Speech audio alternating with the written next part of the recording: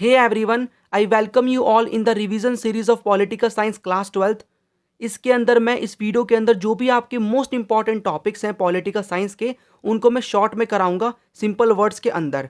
तो ये जो रिवीजन सीरीज है पॉलिटिकल साइंस की, जो कि आपके लिए हेल्पफुल होगी for your term two exam 24 मई को जो है, तो इसके दो पार्ट्स हैं। ये पहला पार्ट है जिसके अंदर मैं आपकी ये वाली जो बुक है कंटेम्प्रेरी वर्ल्ड पॉलिटिक्स, इसके मोस्ट इंपॉर्टेंट जो कि आपके 3 चैप्टर्स हैं ना, तो उनके मोस्ट इंपॉर्टेंट टॉपिक्स कराऊंगा। करना क्या है आपको आपको इस वीडियो को पूरा देखना है, और जो भी नोटबुक है आपके पास, रफ नोटबुक, उसको लेकर बैठ जाओ। ठीक है, उसमें हेडिंग डाल लो पॉलिटिकल साइंस करके, और जो भी मैं आपको टॉपिक्स बताऊंगा उसके मोस्ट इंपॉर्टेंट पॉइंट्स आप लिख लेना और एग्जाम से पहले रिवाइज करके जाना। ठीक है, मोस्ट प्रोबेबली आपको जो क्वेश्चंस मिलेंगे वो इन्हीं टॉपिक से देखने को मिल सकते हैं। साथ ही साथ मैं जो भी टॉपिक्स कराऊंगा मैं आपको उसके इंपॉर्टेंट क्वेश्चंस दिखाता चलूंगा जो कि एग्जाम में आ सकते हैं। ठीक है, सो यहाँ पर मैं स्टार्ट करता हूँ। स्टार्ट करने से पहले यहाँ पर मैं आपको बता दूँ कि आपको मेरी जो भी शॉर्ट वीडियोज़ हैं, ठीक है, उनकी जो भी शॉर्ट वीडियोज़ की आपको लिंक नीचे मिल जाएगी, जिसके अंदर मैंने 2 मार्क के, आपके 4 मार्क के और जो आपके 6 मार्क के जो लॉन्ग क्वेश्चंस हैं प्लस मैप मैंने कवर कराया हुआ है। ठीक है, शॉर्ट वीडियो से ज़्यादा आपका टाइम भी नहीं जाएगा, तो आप देख सकते हो। वैसे मैं इस वीडियो में बताऊंगा आपको कि कोई भी मैं पर्टिकुलर टॉपिक पढ़ा रहा हूँ आपको, तो आई विल शो यू कि किस तरीके से क्वेश्चन पूछे जाएंगे। बट स्टिल आप एक बार देख लेना कि किस तरीके से क्वेश्चन आ सकते हैं, कि जो भी हमने इस वीडियो के अंदर पढ़ा है, टॉपिक पढ़े हैं, तो उनसे कैसे क्वेश्चन आ सकते हैं। तो मैं लिंक आपको नीचे प्रोवाइड कर दूंगा। टोटल 10 वीडियोज़ हैं उसके अंदर। ठीक है, सो हम स्टार्ट करते हैं। सो आपकी ये वाली book, and this is the part 1 of this series. So आपके 3 चैप्टर्स हैं, new centres of power, south Asia and the contemporary world, globalisation. By the way, मैं जो भी आपके इंपॉर्टेंट टॉपिक्स हैं उनके ऊपर वीडियो ऑलरेडी अपलोड कर चुका हूँ, एक बार आप उसको भी देख लेना। उन्हीं चैप्टर्स की और उन्हीं टॉपिक्स की मैं यहाँ पर एक्सप्लेनेशन आपको दूंगा। ठीक है, सो स्टार्ट करेंगे with the new centres of power. ये जो आपका चैप्टर है, इसके अंदर जो इंपॉर्टेंट टॉपिक है वो है यूरोपियन यूनियन। सो यूरोपियन यूनियन, जो कि आपको पता होगा, ठीक है, ये ग्रुप है 27 कंट्रीज़ का। पहले इसके अंदर 28 कंट्रीज़ हुआ करती थी, बट ब्रेग्जिट हुआ, मतलब ब्रिटेन का एग्जिट, और ब्रिटेन जो कि कंट्री है एक, वो एग्जिट हो गई यहाँ से, और 28 से 28 मेंबर हमारे पास हैं यूरोपियन यूनियन के अंदर। ये एक ग्रुप है, ठीक है, जिसको 1992 में बनाया गया बाय maastricht ट्रीटी। सो ये प्लेस है नीदरलैंड के अंदर, और यहाँ पर ट्रीटी साइन हुई, एक संधि साइन हुई। कुछ लोग यहाँ पर आए, कुछ कंट्रीज़ की हमें ग्रुप बनाना चाहिए, और 1992 में ग्रुप बना, जो कि 1993 में एक तरीके से ये फॉर्म हुआ, प्रॉपरली फोर्स में आया। ठीक है, सो यहाँ पर इसके हमें देखने होंगे, तो आपसे 4 मार्क का या फिर 6 मार्क का क्वेश्चन बन सकता है कि जो यूरोपियन यूनियन है उसके आपको इकोनॉमिक, पॉलिटिकल एंड डिप्लोमेटिक या फिर मिलिट्री इन्फ्लुएंस बताने हैं।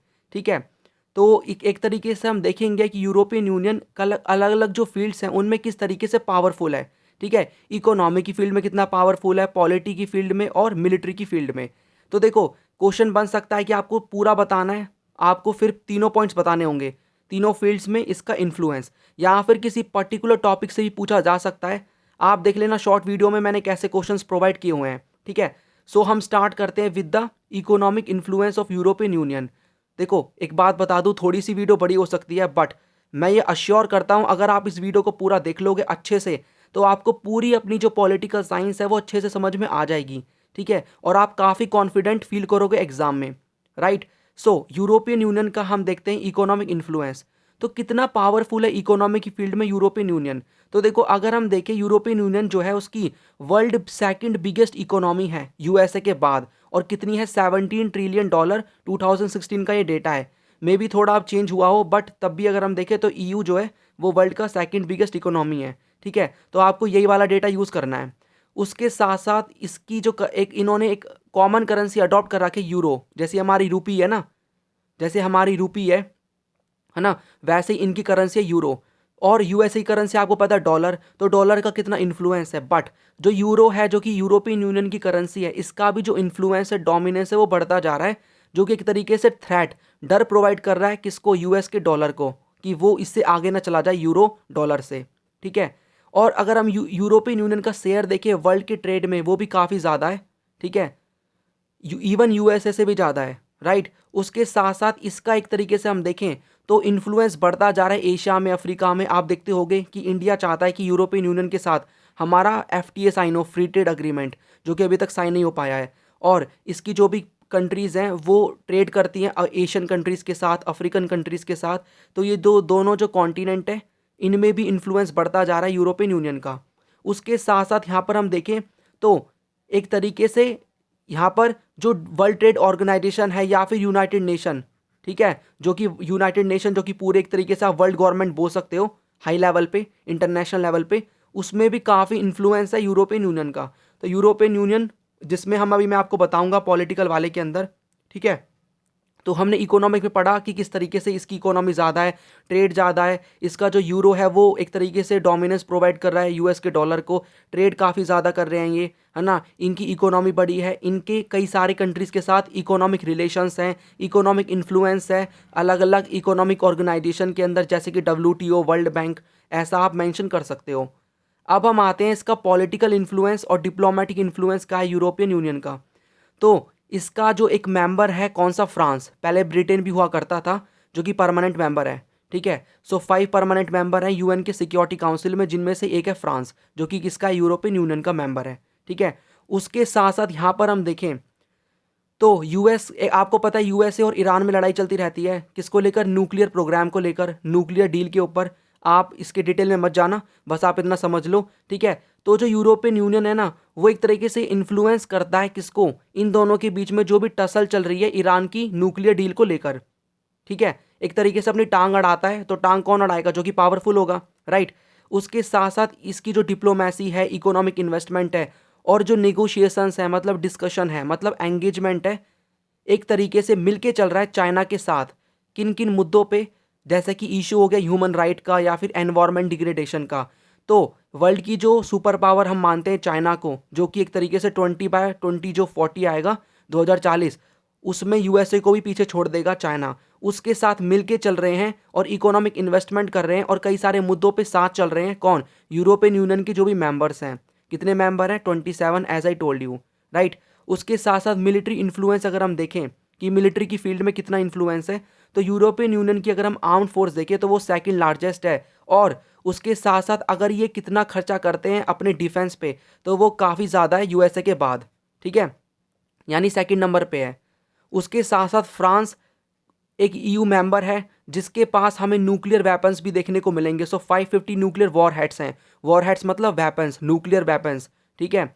उसके साथ साथ सेकंड मोस्ट इंपॉर्टेंट सोर्स है स्पेस का और कम्युनिकेशन टेक्नोलॉजी का, यानी कि स्पेस और कम्युनिकेशन की फील्ड में भी काफ़ी तरक्की कर रहे हैं।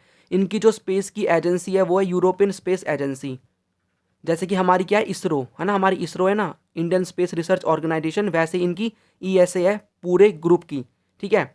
उसके साथ साथ यहाँ पर अगर हम देखें तो कुछ प्रॉब्लम्स भी हैं, जैसा कि देखो आप किसी ग्रुप में आप देख सकते हो 27 मेंबर हैं, तो क्या वो सभी की कॉमन फॉरेन पॉलिसी होगी, कोई ना कोई तो ऐसा होगा ना कि कोई एक पर्टिकुलर कंट्री है, ठीक है, कंट्री A और कंट्री B, ठीक है, ये है यूरोपियन यूनियन की दोनों कंट्री, है ना।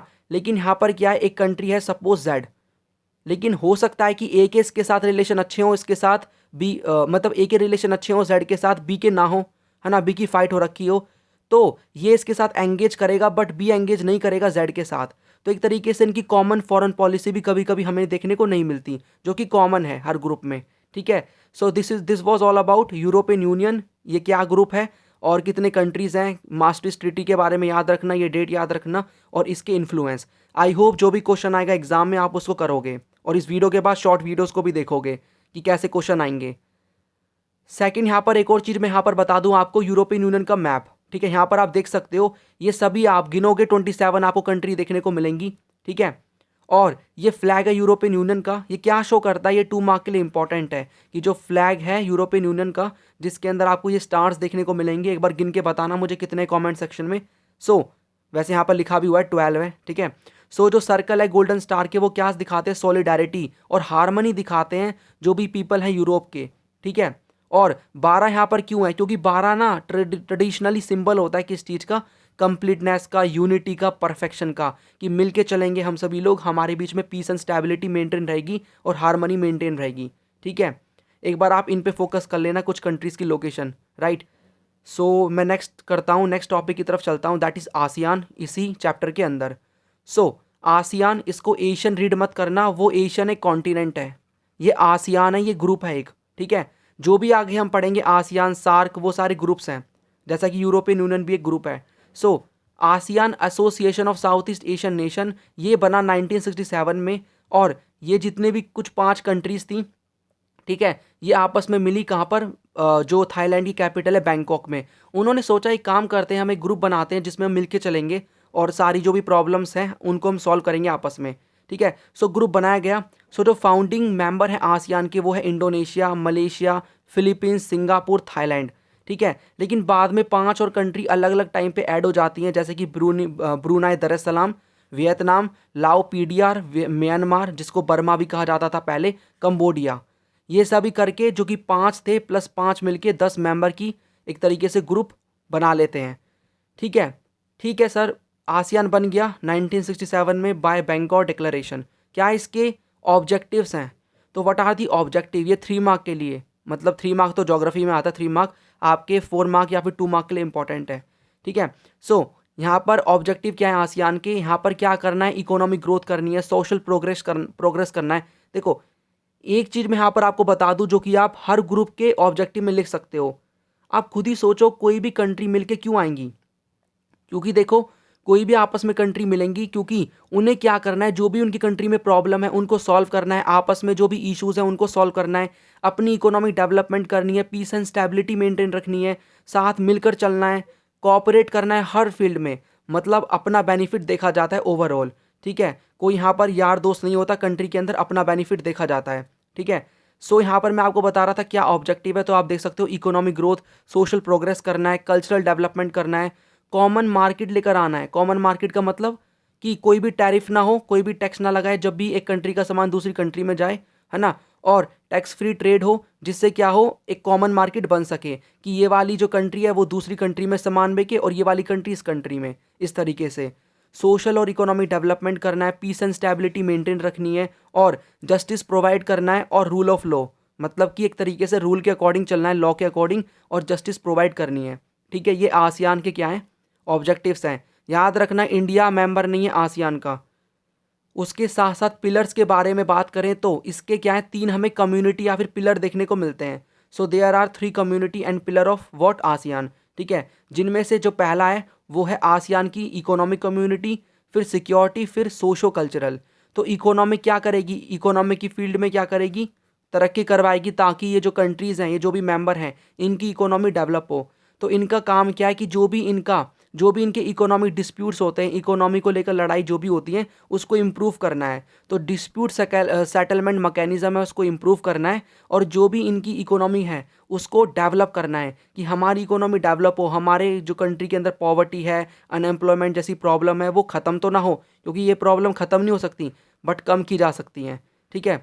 उसके बाद आसियान की सिक्योरिटी कम्युनिटी जो कि एक तरीके से जो भी टेरिटोरियल डिस्प्यूट्स हैं, देखो ये कंट्री आप देखोगे ना, यहाँ पर मैं आपको मैप में दिखा दूँ, ये सारे आपस में नेबरिंग कंट्रीज़ हैं, लाओस, म्यांमार, थाईलैंड, सिंगापुर, यहाँ पर आप देख सकते हो Malaysia, Cambodia, Vietnam, Philippines, Brunei, Indonesia. तो इनके बीच में जो भी नेबरिंग, जैसा कि इंडिया, पाकिस्तान और चाइना में आपको देखने को मिलता है, और भी मोस्टली कंट्री में आपको देखने को मिलता है, टेरिटरी को लेकर डिस्प्यूट होता है, ठीक है, कि ये टेरिटरी मेरी है, ये टेरिटरी मेरी है। तो ये जो भी टेरिटोरियल डिस्प्यूट्स हैं ये सॉल्व हो सकें, और इसी वजह से क्या हुआ, आसियान रीजनल फोरम बनाया गया 1994 में, जिससे क्या कर सके, कोऑर्डिनेशन कर सकें सिक्योरिटी का और फॉरेन पॉलिसी का, ठीक है। मतलब फॉरेन पॉलिसी जो भी है इनकी वो अच्छे तरीके से ये करें, इनकी कॉमन फॉरेन पॉलिसी हो, और इनके अंदर जो भी सिक्योरिटी है वो मेंटेन रहे, पीस एंड स्टेबिलिटी मेंटेन रहे ओवरऑल। उसके बाद आसियान के सोशो कल्चरल कम्युनिटी के बारे में बात करें तो यहाँ पर सोसाइटी की डेवलपमेंट करनी है, मतलब जो भी लोग प्रॉब्लम फेस कर रहे हैं एनवायरनमेंट को लेकर के, करप्शन को लेकर के, उनको कम करना है, ठीक है। सोशल डेवलपमेंट करना है, एनवायरनमेंट प्रोटेक्शन करना है। उसके साथ साथ यहाँ पर हमें क्या करना है, बेनिफिट करना है जितने भी आसियान पीपल हैं। तो आसियान में जितनी भी कंट्रीज़ हैं उन सभी के जो पीपल हैं उनका हमें सोशल वेलफेयर करना है कि उन्हें प्रॉब्लम ना हो, आराम से सब लोग रह सकें। सो व्हाट इज़ आसियान, क्या इसके ऑब्जेक्टिव्स हैं, क्या पिलर्स हैं, 3 पिलर्स मैंने आपको बता दिए। आई होप आपको समझ में आ रहा होगा। यहाँ पर हमने मैप भी देख लिया आसियान का, 10 कंट्री है इसके अंदर, याद रखना, और 1967 में बनाया गया इसको। नेक्स्ट हम चलते हैं नेक्स्ट ग्रुप के ऊपर दैट इज़ सार्क, ठीक है, दैट इज़ सार्क।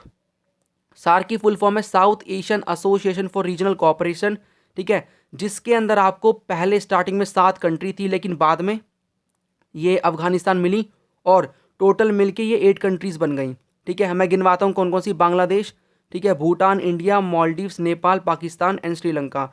सो यहाँ पर आप देख सकते हो 1 2 3 4 5 6 7 8, ठीक है। सो अफगानिस्तान है, पाकिस्तान है, नेपाल, भूटान है, इंडिया है, बांग्लादेश है और श्रीलंका और मालदीव्स। ये जो भी इंडिया की नेबरिंग कंट्रीज़ है मोस्टली वो इसके पार्ट है। ये भी ग्रुप वही है, मतलब एक तरीके से इसीलिए बनाया गया ताकि आपस में हम मिलके चल सकें, कॉमन प्रॉब्लम्स को सॉल्व कर सकें, ठीक है, सिक्योरिटी मेंटेन रखें, इकोनॉमी को डेवलप करें। सो ऑब्जेक्टिव क्या है वही आप इसमें लिख सकते हो। लेकिन कुछ एक्स्ट्रा पॉइंट मैं आपको बता देता हूँ। वेलफेयर करना है पीपल का, वही पॉइंट है। इम्प्रूव करनी है quality of life, economic development करना है, सोशल प्रोग्रेस करना है, कल्चरल डेवलपमेंट करना है, वही चीज़ आ गई, ठीक है। यही 3 पिलर्स हमें देखने को मिल जाते हैं आसियान में, है ना। उसके साथ साथ प्रोवाइड करना है all individual the opportunity to live in dignity and to raise their full potential, तो ताकि वो डिग्निटी सम्मान के साथ जी सकें और अपना पूरा पोटेंशियल हर काम में दे सकें, ठीक है।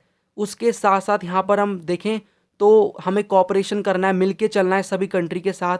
तो जैसा कि आप देख सकते हो इंडिया, अभी श्रीलंका में क्राइसिस चल रहा है तो इंडिया हेल्प प्रोवाइड कर रहा है श्रीलंका को, तो ये एक तरीके से हेल्प है, मिलके चल रहे हैं हम सभी लोग, ठीक है। उसके साथ साथ यहाँ पर इन कंट्रीज़ के अंदर क्या हुआ, सेफ्टा क्या है, south Asian free trade agreement, ठीक है। सो सेफ्टा क्या है, SAFTA, सेफ्टा साउथ एशियन, ठीक है, फ्री ट्रेड अग्रीमेंट, ठीक है। So south Asian free trade agreement एक तरीके से क्या है, इसके अंदर जो भी आपस में कंट्री हैं ये एक सामान अगर दूसरी कंट्री में जा रहा है तो वो टैक्स नहीं लगाएगा उसमें, और इस कंट्री का रहा है तब भी नहीं, फ्रीली वो एक तरीके से मूव होगा, ठीक है, एक दूसरे कंट्री में, राइट। सो ये सेफ्टा को साइन किया गया, south Asian free trade agreement, जहाँ पर फ्रीली ट्रेड होगा, कोई भी टैक्स नहीं लगेगा, जो कि इफेक्ट में आया 2006 में, ठीक है, 1 जन 2006 में ये इफेक्ट में आया, राइट। सो सार्क क्या है, कब बनाया गया ये, यहाँ पर आप डेट याद रखना 8 दिसंबर 1985, और इसके ऑब्जेक्टिव्स क्या हैं, और मैंने आपको मैप भी दिखा दिया, 8 कंट्री हैं, ठीक है। तो यहाँ पर हम रिवाइज अगर थोड़ा सा करें तो मैंने आपको यूरोपियन यूनियन बता दिया जिसके अंदर 27 मेंबर्स हैं, आपको मैंने आसियान बता दिया, ठीक है, इसके अंदर 10 मेंबर्स हैं, और सार्क मैंने आपको बता दिया जिसके अंदर आपको देखने को मिल जाएंगे 8 मेंबर्स। इंडिया किस किस का पार्ट है, तो इंडिया ये इसमें भी नहीं है, इसमें भी नहीं है, इंडिया इसमें है, कहाँ यूरोप में जाएगा इंडिया, ठीक है, वो तो अलग कॉन्टिनेंट है ना। उसके साथ यहाँ पर ब्रिक्स की बात अगर हम करें, हाँ, ब्रिक्स भी एक तरीके से ग्रुप है जो कि 2006 में बना रशिया के अंदर।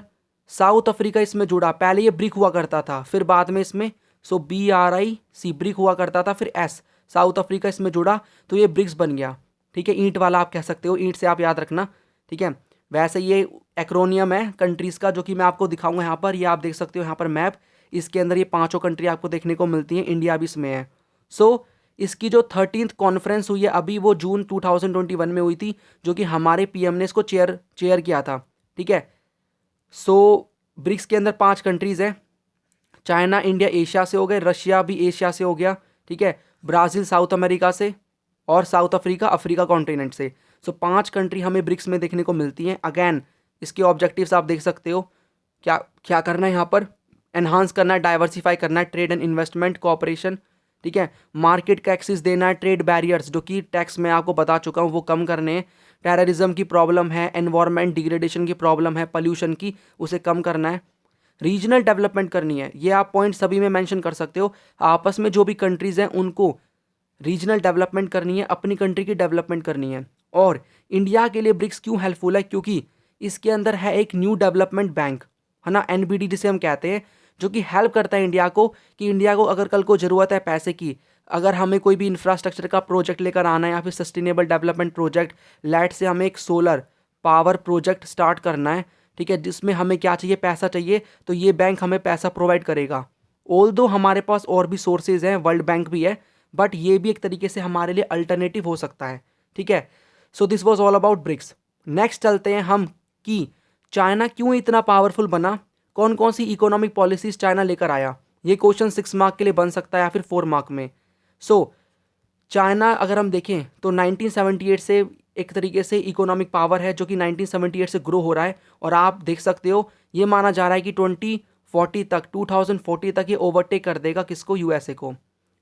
1970s के अंदर हुआ क्या, चाइना ने अपनी जो भी पॉलिटिकल और इकोनॉमिक आइसोलेशन है, ठीक है, आइसोलेशन मतलब कि एक तरीके से बंद रहना, ठीक है, रिलेशन नहीं बनाना किसी के भी साथ, तो अपनी एक तरीके से क्या किया इन्होंने, रिलेशन बनाने स्टार्ट कर दिए यूनाइटेड स्टेट्स के साथ 1972 में, ठीक है।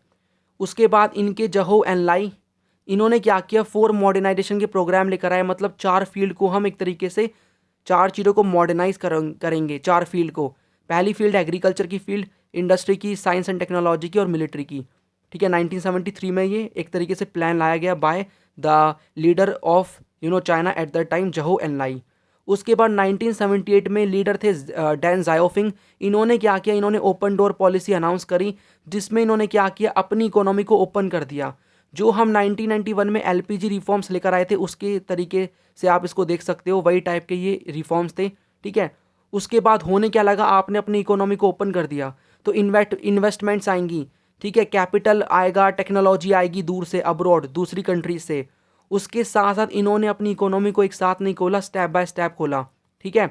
स्पेशल इकोनॉमिक जोन्स को इन्होंने सेटअप किया।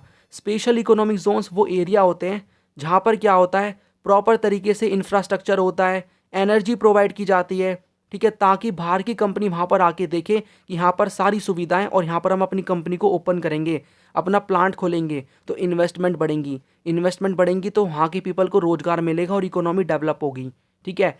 प्राइवेटाइजेशन के एग्रीकल्चर में पहले क्या था, आप जैसे कि आपके पास अगर आप फार्मर हो, ठीक है, या फिर आपके फादर, तो वहाँ पर आपके पास पर्सनल अपनी लैंड है। पहले ऐसे नहीं था चाइना के अंदर, ठीक है। पहले जो भी लैंड है वो क्या होगा, उसको गवर्नमेंट ओन करेगी और उसमें आपको खेती करनी है, उसके बदले गवर्नमेंट आपको प्राइस देगी, मतलब प्राइस नहीं, सैलरी देगी, फी देगी आपको, ठीक है, आपको पैसे मिलेंगे, राइट। तो आपको पैसे दिए जाएंगे। तो एक तरीके से ये प्राइवेटाइजेशन नहीं था, ये एक तरीके से आप कह सकते हो सोशलिज्म का पार्ट आप कह सकते हो, ठीक है, जिसके अंदर जो भी यहाँ पर हमारे प्रॉपर्टी होती थी वो गवर्नमेंट के कंट्रोल में थी। लेकिन इन्होंने क्या किया, इसको प्राइवेटाइज कर दिया कि अब आप आराम से इस लैंड को एक तरीके से ओन कर सकते हो, जितनी भी आप प्रोडक्शन करोगे आप कर सकते हो, बस हमें एक तरीके से आप टैक्स देते रहना, ठीक है। सो प्राइवेटाइजेशन लेकर आए एग्रीकल्चर में, उससे रूरल इकोनॉमी डेवलपमेंट हुआ, एग्रीकल्चरल प्रोडक्शन जो कि पहले नहीं बढ़ पा रही थी, अब आपके पास खुद का लैंड है, आप सोचोगे मैं कितनी भी प्रोडक्शन करूं, ठीक है, मेरा ही फ़ायदा होगा, मैं ही बाजार में जाके बेचूंगा। सो प्रोडक्शन यहाँ पर बढ़ने लगी, है ना। उसके साथ साथ यहाँ पर चाइनीज़ की जो इकोनॉमी है, चाइना की जो इकोनॉमी है, उसने क्या किया, इंडस्ट्री को भी और एग्रीकल्चर को, दोनों को एक तरीके से सेम रेट पे इन्होंने डेवलप किया। इन्होंने एग्रीकल्चर को डेवलप किया जिससे इन्हें मिलेगा रॉ मटेरियल, उस रॉ मटेरियल को भी वो क्या करेंगे, इंडस्ट्रीज़ में लेकर जाएंगे, है ना, इंडस्ट्रीज़ में लेकर जाएंगे और वहाँ पर फिनिश्ड गुड लेकर आएंगे, फिर उसको क्या करेंगे, एक्सपोर्ट करेंगे उसका। तो इन्होंने क्या किया, सभी सेक्टर को, भले ही वो प्राइमरी हो या फिर सेकेंडरी हो या फिर टर्शरी हो, सबको बराबर इन्होंने ध्यान दिया। सो इस तरीके से चाइना बना एक ग्रेट इकोनॉमिक पावर, ठीक है। नेक्स्ट हमारा चैप्टर स्टार्ट होता है, that is south Asia and the contemporary world. यहाँ पर अगर हम देखें इस चैप्टर के अंदर, सो ये बहुत इंपॉर्टेंट है कि इंडियन पाकिस्तान के क्या रिलेशन है, सो कॉन्फ्लिक्ट, और किस तरीके से इन्होंने कई सारी चीज़ों पे पीस एंड कोऑपरेशन भी किया है, ठीक है। तो इंडिया और पाकिस्तान की लड़ाई होती है, dispute over Kashmir issue. Kashmir issue आपको पता होगा, ठीक है, कश्मीर को लेके जो भी इशू है। इंडिपेंडेंस के बाद ही क्या हुआ, एक तरीके से वहाँ के जो पाकिस्तान के लीडर थे उन्होंने बोला कि ये जो एरिया है, यहाँ पर आप मैप में भी देख सकते हो, ठीक है, ये वाला जो एरिया यहाँ पर, ये वाला एरिया पूरा जम्मू एंड कश्मीर वाला एरिया, ठीक है, ये वाला एरिया, इस वाले एरिया में क्या है, मुस्लिम पॉपुलेशन है, तो एक तरीके से ये पाकिस्तान को बिलोंग करता है। तो उसी के बाद से ये वाला जो पूरा एरिया है अपना जम्मू और कश्मीर वाला एरिया, जो कि अब 2 यूनियन टेरिटरी में डिवाइडेड है, ये एक तरीके से कॉन्फ्लिक्ट का इशू बन गया दोनों कंट्री में। और उसके साथ साथ सियाचिन ग्लेशियर आपको देखने को मिलेगा लद्दाख में, ठीक है। सो सियाचिन ग्लेशियर आपको देखने को मिलेगा लद्दाख में, ठीक है। सो यहाँ पर लद्दाख में आपको देखने को मिलेगा।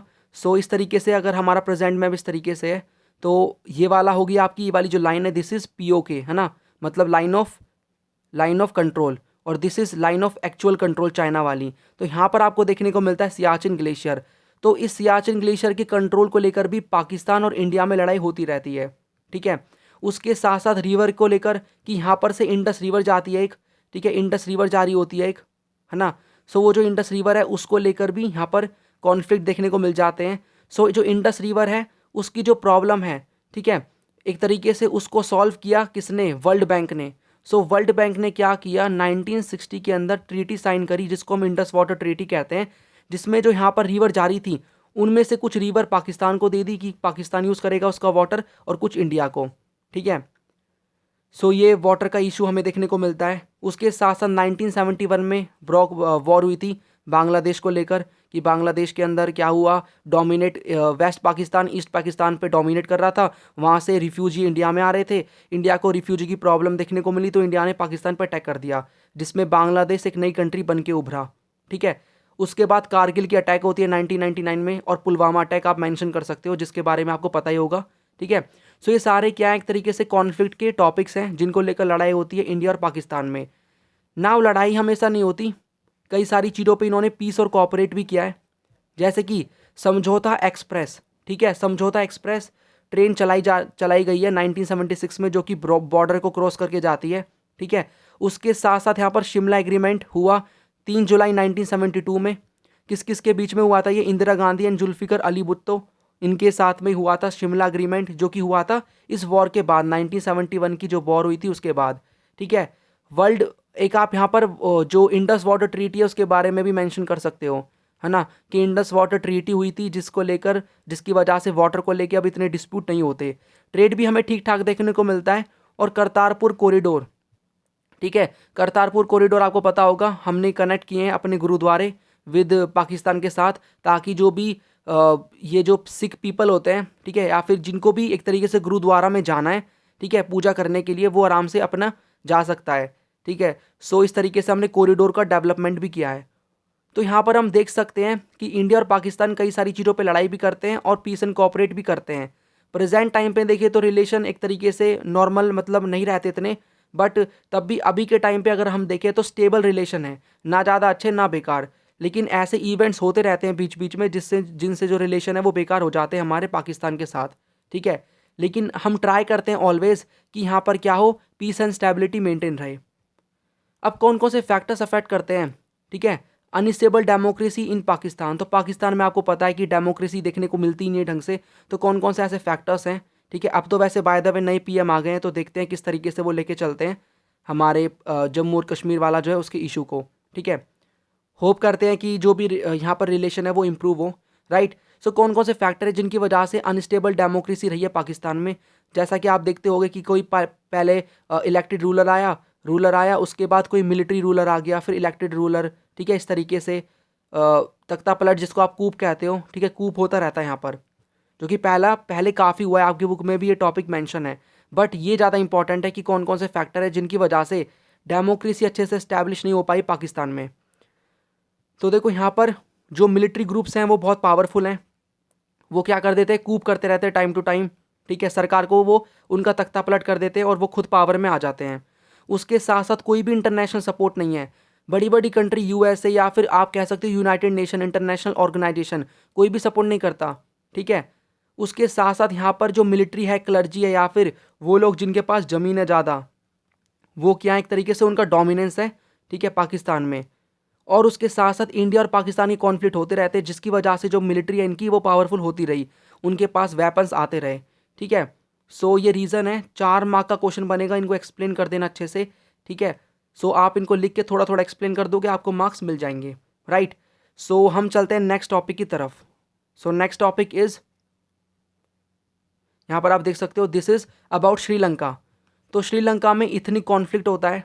देखो होता क्या है, जब 1947 में तो इंडिया को इंडिपेंडेंस मिलती है, 1948 में इंडिपेंडेंस मिलती है श्रीलंका को। तो यहाँ पर होता क्या है, 2 कम्युनिटी यहाँ पर होती है मोस्टली।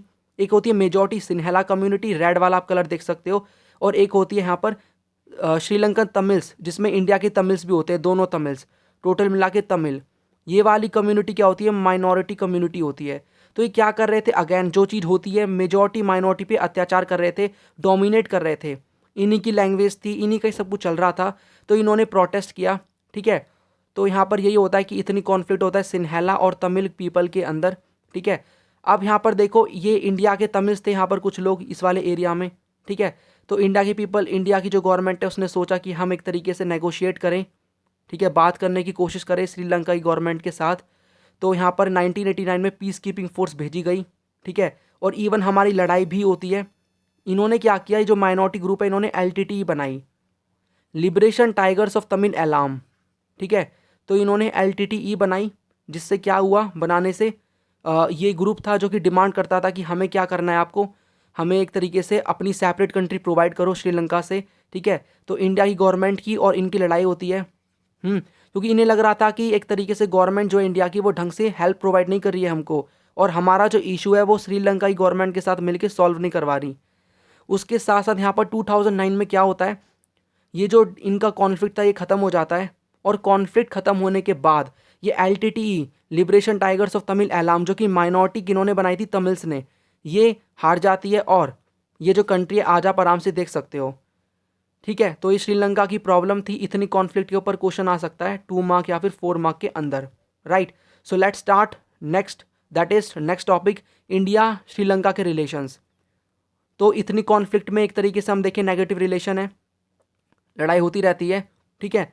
उसके साथ साथ यहाँ पर आप एक पॉइंट और मेंशन कर सकते हो जो कि बुक में नहीं है, फिशरमैन वाला, ठीक है। फिशरमैन वाला इशू क्या है, यहाँ पर हमारे जो मछुआरे जाते हैं ना, ठीक है, यहाँ पर आप देख सकते हो, यहाँ पर ये इंडिया का मैप यहाँ पर मैं ड्रॉ कर दूँ और यहाँ पर श्रीलंका है, ठीक है। तो यहाँ पर हमारे जो भी मछुआरे वगैरह जाते हैं उनको श्रीलंका की जो गवर्नमेंट है वो पकड़ लेती है कि आप हमारे एरिया में घुसने की कोशिश कर रहे हो, राइट। तो ये वाला इशू भी हमें देखने को मिलता है, जो कि रिसेंटली कई सारे हमारे फिशरमैन्स को पकड़ा भी गया जो कि तमिलनाडु को बिलोंग करते थे, ठीक है। उसके साथ साथ लेकिन कुछ अच्छे पॉइंट्स भी हैं, कुछ अच्छे रिलेशंस भी हैं, जैसे कि फ्री ट्रेड एग्रीमेंट है, इंडिया लार्जेस्ट ट्रेडिंग पार्टनर है, ठीक है, किसका, श्रीलंका के साथ, सार कंट्री के अंदर अगर हम देखें। उसके साथ साथ इंडिया के जब 2019 में इलेक्शन हुए तो PM के दो, प्राइम मिनिस्टर नरेंद्र मोदी हमारे कहाँ पर जाते हैं, श्रीलंका की विजिट करते हैं जीतने के बाद। तो एक PM किसी कंट्री का जीतने के बाद किसी एक पर्टिकुलर कंट्री को विजिट कर रहा है, तो एक तरीके से वो कंट्री इंपॉर्टेंट है हमारे लिए, ठीक है। तो ये भी अच्छा साइन है हमारे रिलेशन के लिए। तो यहाँ पर आप दोनों पॉइंट मेंशन कर सकते हो, positive as well as negative relations. उसके साथ साथ 2019 में क्या हुआ, हमने ड्रग्स को, ठीक है, और ह्यूमन ट्रैफिकिंग को, मतलब कि एक तरीके से व्यापार जो होता है ह्यूमंस का, उसको कम करने के लिए अग्रीमेंट भी साइन किया, ठीक है। तो यहाँ पर हमारी लड़ाई भी हो रही है बट हम कॉपरेट भी कर रहे हैं।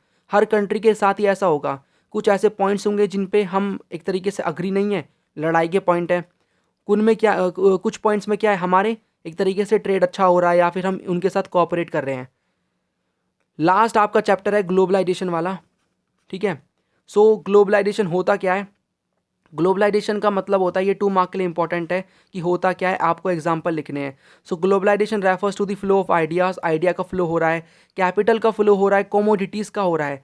मतलब कि एक तरीके से हमारी जो कंट्री इंडिया है, ठीक है, वो दूसरी जो कंट्री है उनके साथ क्या कर रही है, लिंक कर रही है अपने आप को। यहाँ के लोग बाहर काम करने जा रहे हैं, यहाँ के आइडियाज़ आ रहे हैं, यहाँ का कल्चर इंडिया में आ रहा है, इंडिया का बाहर कल्चर जा रहा है, पीपल का, कॉमोडिटी का, यहाँ पर एक तरीके से हम ट्रेड कर रहे हैं, ठीक है। यही पूरे वर्ल्ड में हो रहा है। सो दिस इज़ ग्लोबलाइजेशन, कि हम, हमारी कंट्री और बाकी जो भी कंट्री है वो आपस में कई सारी चीज़ों को लेकर लिंक है।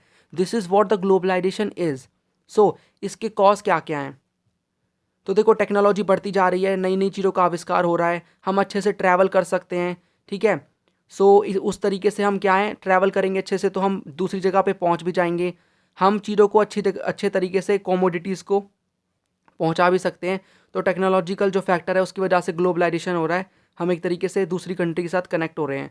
उसके साथ कम्युनिकेशन, अब तो 5G भी आ रहा है, ठीक है, जो कि मोस्टली कई सारी कंट्रीज़ में आ भी चुका है। तो कम्युनिकेट हम अच्छे से कर सकते हैं, हमारे पास इंटरनेट है, ठीक है। उसके साथ साथ इकोनॉमिक रिफॉर्म्स, कई सारी कंट्री जो है इकोनॉमिक रिफॉर्म्स लेकर आ रही हैं, जैसा कि हम 1991 में LPG रिफॉर्म्स लेकर आए थे, ठीक है। अपनी कंट्री को, मतलब अपनी कंट्री की जो इकोनॉमी है उसको ओपन किया जा रहा है ताकि जो बाहर की कंपनी है वो इन्वेस्टमेंट कर सकें, कोई भी अब बंद कंट्री नहीं है, ठीक है। सो इकोनॉमिक रिफॉर्म्स आ रहे हैं। कुछ ऐसे इंटरनेशनल ऑर्गेनाइजेशन है जैसे कि WTO या फिर वर्ल्ड बैंक, ये रिकमेंड करते हैं कि आप ग्लोबलाइज्ड हो जाओ, आप दूसरी कंट्री की जो कंपनी है उसको अपनी कंट्री में आने दो, स्पेशल इकोनॉमिक जोन्स को सेटअप करो, इससे आपका ही फ़ायदा होगा, ठीक है। तो ये फैक्टर्स है जिनकी वजह से ग्लोबलाइजेशन बढ़ता जा रहा है, कॉजेज़ हैं, ठीक है। आपकी बुक में एक टर्म भी है, that is world wide interconnectedness. इसका मतलब भी वही है कि कनेक्ट होना, लिंक करना अपने आप को दूसरी कंट्री के साथ, किस किस तरीके से लिंक होना, कैपिटल की फ़्लो की वजह से, ट्रेड की वजह से एंड लेबर को, ठीक है। मतलब कि कैपिटल का फ्लो हो रहा है, ट्रेड का हो रहा है, लेबर का हो रहा है, ठीक है। तो इस तरीके से इन फ्लो की वजह से एक कंट्री दूसरी कंट्री के साथ कनेक्ट हो रही है, ऐसी सारी कंट्री आपस में कनेक्ट हो रही हैं। This is what the world wide connectedness is, right.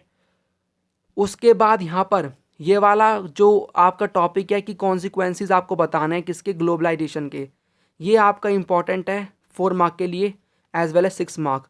जैसा कि मैंने आपको बताया था इन्फ्लुएंस यूरोपियन यूनियन का, वही वाला एक तरीके से क्वेश्चन पूछा जा सकता है किसी पर्टिकुलर का या फिर सभी इन तीनों टॉपिक्स का, ठीक है। सो ग्लोबलाइजेशन के हमें कौन कौन से कॉन्सिक्वेंसेस या फिर मैनिफेस्टेशंस देखने को मिलते हैं, मैनिफेस्टेशंस, ठीक है। तो इसके कॉन्सिक्वेंसेस हम देखेंगे सभी फील्ड्स के अंदर। सो अगर हम पॉलिटिकल फील्ड के अंदर इसके कॉन्सिक्वेंसेस देखने की कोशिश करें तो यहाँ पर हम देखें तो ये माना जाता है यहाँ पर ना पॉजिटिव भी और एज वेल एज नेगेटिव भी दोनों मेंशन कर देना। तो पॉलिटिकल में भी पॉजिटिव और नेगेटिव, ठीक है। पहले आप क्वेश्चन देखना क्या पूछा है, आपको पूछा है कि आपको कॉन्सिक्वेंसेस बताने ग्लोबलाइजेशन के, तो आप दोनों मेंशन कर सकते हो। पॉजिटिव का पूछा है तो you have to mention about positive, और नेगेटिव का तो नेगेटिव, ठीक है। सो यहाँ पर पॉजिटिव मैनिफेस्टेशंस में अगर हम देखें तो जो स्टेट ऐसा माना जाता है नेगेटिव में कि जो स्टेट की जो सॉवरनिटी है, पावर है, वो कम हो जाएगी, क्योंकि बाहर की कंपनीज आएंगी, वही तरीके से अपने तरीके से काम करेंगी, अपने डिसीजन लेंगी, गवर्नमेंट वहाँ पर ज़्यादा कुछ कर नहीं पाएगी। लेकिन ऐसा हर बार नहीं है, ठीक है। ये एक तरीके से वो लोग हैं जो कि फेवर करते हैं, ठीक है, फेवर करते हैं, सपोर्ट करते हैं किसको, पॉलिटिकल ग्लोबलाइजेशन को, कि स्टेट की जो कैपेसिटी है वो इरोड नहीं होगी, ख़त्म नहीं होगी, बल्कि बढ़ेगी, ऐसा बोलते हैं, ठीक है। सो पॉलिटिकल मैनिफेस्टेशन में यही है कि स्टेट की सॉवरनिटी कम होगी, और कुछ लोग बोलते हैं कि नहीं होगी, ठीक है। मतलब पावर बाहर की कंपनी आने से, ग्लोबलाइजेशन होने से। उसके बाद इकोनॉमिक कॉन्सिक्वेंसेस में आप क्या बोल सकते हो, पहले पॉजिटिव वाले बता दो कि देखो क्या होगा, इकोनॉमिक फ्लो होगा, ट्रेड बढ़ेगा, इंटरनेशनल इंस्टीट्यूशंस के एक तरीके से रोल होंगे, ठीक है, वो हेल्प भी प्रोवाइड करेंगे हमें, ट्रेड का फ्लो होगा वो भी फ्री, कोई भी टैक्स नहीं लगेगा, उसके साथ साथ आइडियाज़ का फ्लो होगा, ठीक है, नए नए कल्चर आएंगे इंडिया के अंदर, एम्प्लॉयमेंट बढ़ेगी। अब नेगेटिव में आप क्या बोल सकते हो इकोनॉमिक में, कि देखो कंपटीशन होगा, हमारी कंपनी बाहर की कंपनी में कंपटीशन होगा, हमारी कंपनी डूब सकती है क्योंकि इतनी पावर हमारे पास अगर नहीं है तो, ठीक है, तो कंपटीशन बढ़ेगा, जिसकी वजह से बड़े बड़े स्टार्टअप्स बंद भी हो सकते हैं। इसको बोला जाता है कि अगर बाहर की कंपनी हमारे इंडिया में आनी स्टार्ट हो गई तो क्या होगा, इकोनॉमिक कोलोनाइजेशन हो जाएगा। मतलब बाहर की वो कंट्री जैसे कि यूएसए, कोई बड़ी पावरफुल कंट्री, वो पूरा कॉलोनाइज कर लेगी इकोनॉमिक की फील्ड में इंडिया को, मतलब इकोनॉमिकली कंट्रोल जमा लेगी उस पर्टिकुलर कंट्री में, कि सारा सामान हम ही आपको बेचेंगे इस तरीके से, ठीक है, सारा सामान उसी कंट्री का वहाँ पर आएगा, सारी टेक्नोलॉजी उसी की आएगी, ठीक है। तो इकोनॉमिक कोलोनाइजेशन होगा जो कि हमारी कंट्री के लिए अच्छा नहीं है। ऐसा एक तरीके से आप इसमें बोल सकते हो, मैं अपने व्यू नहीं बता रहा यहाँ पर, ऐसा बोला जाता है जो भी स्पेशलिस्ट होते हैं, ठीक है, उनके द्वारा बोला जाता है कि एक तरीके से हमारे लिए जो देखो ये जो ग्लोबलाइजेशन का टॉपिक है ये एक डिबेटेबल टॉपिक है, कुछ लोग इसको सपोर्ट करते हैं, वैसे बाय द वे ज़्यादा लोग इसको सपोर्ट ही करते हैं आज की तारीख में, और कुछ लोग इसको इतना सपोर्ट नहीं करते। तो कुछ लोग बताते हैं इसके पॉजिटिव फैक्टर्स क्या हैं, कुछ नेगेटिव, तो आप नेगेटिव में ये वाला पॉइंट मेंशन कर सकते हो। उसके साथ साथ क्या होगा, बड़ी बड़ी कंपनीज आएंगी, वो अपना काम करेंगी, उनकी इकोनॉमी बढ़ती जाएगी, मतलब उनकी इनकम, और जो छोटी कंपनियां वो ऐसी छोटी होती जाएंगी। तो जो गैप है, इकोनॉमिक इनइक्वालिटी है, यानी जो गैप है रिच के अंदर और पुअर के अंदर, वो बढ़ता जाएगा, ऐसा बोला जाता है, ठीक है। सो मैंने आपको पॉलिटिकल के पॉजिटिव नेगेटिव और इकोनॉमिक के पॉजिटिव नेगेटिव बता दिए। Now the last topic is cultural manifestation. यहाँ पर क्या होगा, देखो आपको अलग अलग कल्चर देखने को मिलेंगे, जैसे कि जीन्स आप देख सकते हो, पहले नहीं था, ठीक है, अब आना स्टार्ट हो गया है। मैकडोनल्ड आप देख सकते हो कितनी सारी कंट्री में फैल गया है ये, ठीक है। ये सब क्या है, कल्चर है, सॉफ्ट पावर है दूसरी कंट्री की। तो हम अलग अलग कल्चर को देख सकते हैं, अलग अलग टेस्ट है, अलग अलग फूड, फैशन, क्लोथ्स हम लेकर आ रहे हैं। ये किस वजह से हो रहा है, this is because of globalisation, है ना। बाहर की जो कंट्री है वो यहाँ पर आ रही है, मतलब कंपनी कंट्री की, और उसके आइडियाज़ आ रहे हैं, उसके कल्चर यहाँ पर आ रहे हैं, ठीक है। उसके साथ साथ यहाँ पर इसका नेगेटिव आपको यही बता सकते हो खुद से कि अगर बाहर का कल्चर यहाँ पर आएगा तो इंडिया का या फिर किसी पर्टिकुलर कंट्री का कल्चर तो ख़त्म हो जाएगा ना, ठीक है। आई होप आप समझ रहे हो कि जो कल्चर है उस पर्टिकुलर कंट्री का वो तो एक तरीके से ख़त्म हो जाएगा, क्योंकि यहाँ पर बाहर का कल्चर डोमिनेट करेगा, और यहाँ पर जो भी हम नॉर्मल हमारे कल्चर्स हैं, लोकल वगैरह यहाँ पर कस्टम्स हैं, रीति रिवाज है, वो ख़त्म हो जाएंगे। तो एक तरीके से माना जाता है कि हम अपने कल्चर को भुलाकर बाहर के कल्चर को अडॉप्ट कर लेंगे। ठीक है, सो ये कल्चरल का क्या हो गया, पॉजिटिव मैंने आपको बता दिया कि यहाँ पर हमें वैरायटीज़ देखने को मिल जाएंगी हर चीज़ में, और नेगेटिव में हम अपने कल्चर को भूल जाएंगे। उसके बाद यहाँ पर दो टर्म्स आपकी बुक में गिवन है जो कि आ सकते हैं एग्जाम में। First is cultural homogenisation and second is cultural heterogenisation. ठीक है, इसमें क्या देखो, कल्चरल होमोजेनाइजेशन क्या होता है, होमो का मतलब यहाँ पर होता है सेम। ऐसा बोला जाता है कि अगर क्या होगा कि कोई भी सपोज करो पर्टिकुलर एक यूएसए है, ठीक है, ये डोमिनेट करती है, ये क्या करेगी, अपने कल्चर को पूरी कंट्री में, पूरे वर्ल्ड में फैला देगी। उससे क्या होगा, वो जो भी कंट्रीज़ हैं उनका कल्चर ख़त्म हो जाएगा, और ये क्या करेंगे, एक तरीके से इसी का कल्चर चलेगा, तो पूरे वर्ल्ड के अंदर एक ही सेम टाइप का जो कल्चर है वो डेवलप हो जाएगा। ठीक है, इसे कहते हैं हम कल्चरल होमोजेनाइजेशन, राइट। लेकिन यहाँ पर ये किसकी वजह से हो रहा है, ये ग्लोबलाइजेशन की वजह से हो रहा है। ठीक है, उसके साथ साथ लेकिन ग्लोबलाइजेशन की वजह से एक इसकी अपोजिट चीज़ भी हो रही है, जो कि क्या है, हेट्रोजेनाइजेशन। ठीक है, सो हेट्रोजेनाइजेशन क्या होता है, हाँ, इसमें क्या होता है, इसके अंदर हेट्रो का मतलब होता है अलग। ठीक है, ऐसा भी माना जा रहा है कि देखो, एक कंट्री के अलग अलग कल्चर्स हैं, ठीक है, और दूसरी कंट्री के अलग अपने अलग कल्चर्स हैं, अपने अलग चीज़ें हैं, ये इसकी तरफ जाएंगे, ये इसकी तरफ आएंगे, और भी कंट्री के इधर उधर, मतलब क्या होगा, एक कंट्री के दूसरे में जा रहे हैं, दूसरे केस में, तीसरे केस में, इससे क्या होगा, अलग अलग कल्चर भी डेवलप हो सकते हैं।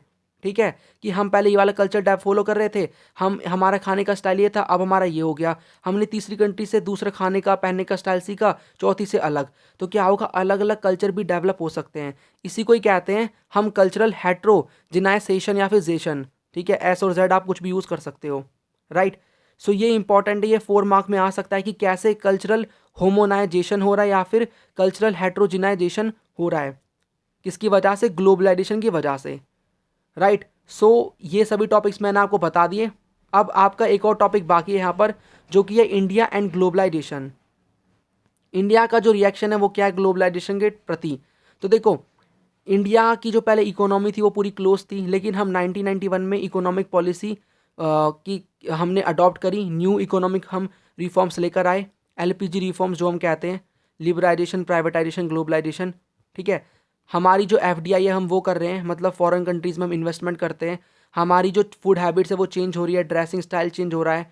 ठीक है, आईटी और स्पेस की फील्ड में हम बहुत ज़्यादा डेवलप कर रहे हैं अपने आप को, और हमारा जो ट्रेड है वो कॉपरेशन बढ़ता जा रहा है, मतलब हम दूसरी कंट्री के साथ एफटीए साइन कर रहे हैं, उनके साथ ट्रेड कर रहे हैं, इन्वेस्टमेंट हमारी कंट्रीज़ में हमारी कंट्री में आ रही हैं।